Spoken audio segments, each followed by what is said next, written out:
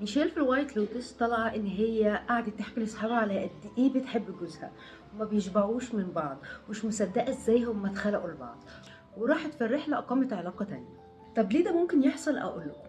لما انا اكون واحدة عندي فكرة غير واقعية بالمرة عن علاقة الحب، والفكرة دي كتير من السيدات متبرمجين عليها من طفولتنا بسبب افلام ديزني والمسلسلات التركي.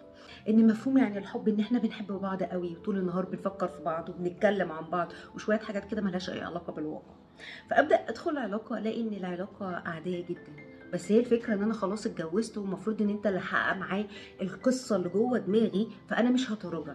فايه اللي بيحصل؟ هي بتفضل عايشه القصه اللي جوه دماغها مع نفسها.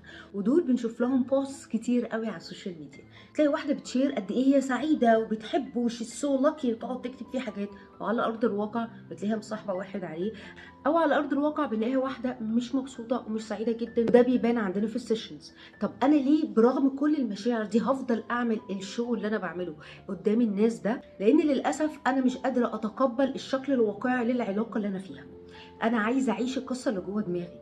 او ممكن انا بالنسبه لي لو ما عشتش القصه بالشكل ده هحس بفشل، وبدل ما افهم ان ممكن الشكل الاوفر ده اللي احنا بنشوفه في السينما ملوش اي علاقه بالواقع، واتقبل شكل العلاقه العادي الهادي المتزن، انا برفض ده لان جوه دماغي كاني انا كده انسانه كان حظي وحش وما لقيتش قصه الحب. ففي كل الاحوال انا بقرر ان انا اكذب على نفسي وعلى الاشخاص اللي حواليا وافضل عايشه القصه.